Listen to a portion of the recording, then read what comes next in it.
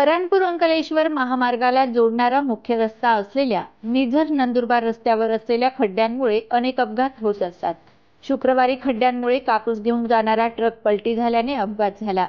अपघातामुळे या मार्गावरील वाहतूक कोंडी झाली आहे. या मार्गावरून मोठ्या प्रमाणात अवजड वाहतूक होत असते.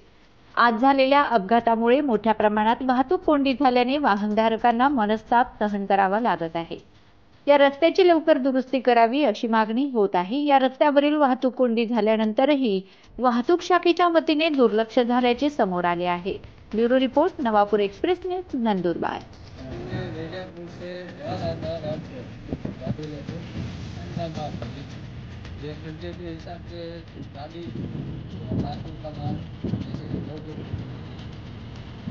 कहाँ से कहाँ जा रहे थे आप? बीजापुर से राजकोट।